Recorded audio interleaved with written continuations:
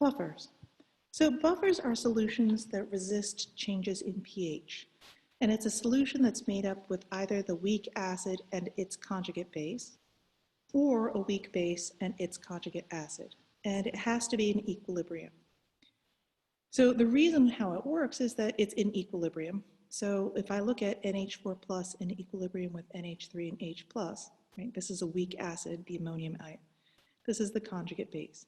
So when it's in solution and it's reached equilibrium, if I add H plus ions, so just ignore this because it's supposed to not be there. I add H plus ions. I know that because I have that hump. What's going to happen is that because my Ka doesn't change, I'm going to have to decrease the H plus ion concentration. And as a result, I will shift my reaction to the left. So my final hydrogen ion concentration is going to be here. It won't be as high as it would have been if I didn't have the shifting left. And similarly, if I add a base, adding a base is really sucking up hydrogen ions, because what the base is doing is it's combining with the hydrogen ions in my solution, creating water. Remember that water has a very, very low Kw, and so more of the hydrogen and hydroxide ions are going to be found stuck together as water than they are going to be apart. So when I add hydroxide ions, I'm going to see this divot, a sharp decrease in the hydrogen ion concentration. But because I have a Ka, it's going to shift to the right in order to try and offset that. And as a result, my hydrogen ion concentration will not go as down as much as if I had just added hydroxide ions into just plain old water. So the pH doesn't change as much because additional hydrogen ions will be released to offset as I shift to the right. So here's an example of a conjugate acid with my weak base. So I have my acetic acid, my acetate ion, plus H plus, yielding acetic acid. Here, if I add an acid, again the hump, this is like stays level, my system will try to shift to the right in order to compensate, right? So I dump in a huge amount of acid, I will shift to the right, and so my final hydrogen ion concentration here will be less than what it would have been if I just had added my acid to water.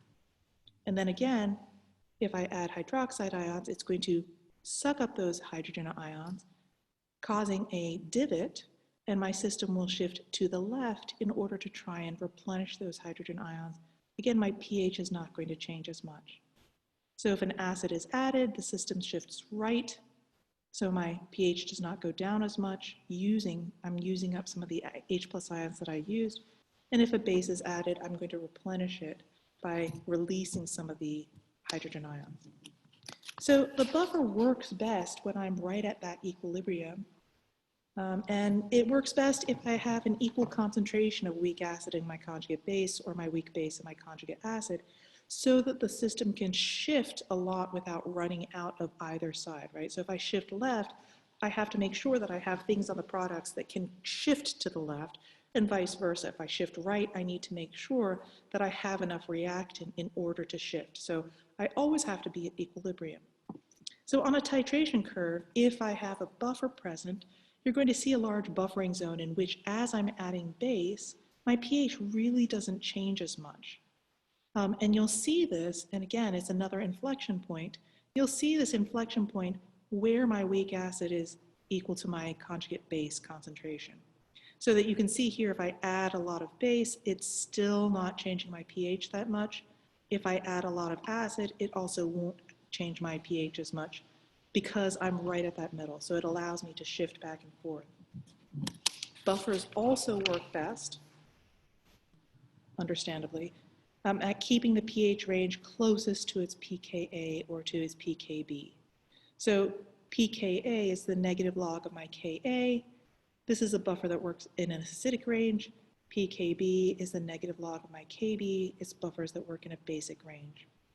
So your body has many buffering systems, and depending on what pH it's trying to keep, it will use a different conjugate acid-weak base system. So in our blood, carbonic acid is being used in order to keep our blood pH at around 7.4, whereas if you have something like a buffering system within your bladder, it will tend to use something more of a hydrogen phosphate ion. So buffers are least effective if my conjugate base is more than 10 times greater than my weak acid, or if it's less than 1/10 my weak acid. So if I have 10 times the amount of one reactant or my product, then I'm going to be a lot less effective, because then if I'm looking at my titration curve, I'll probably be right here or right here, and at that point my pH is not going to be as effectively kept at a balanced level.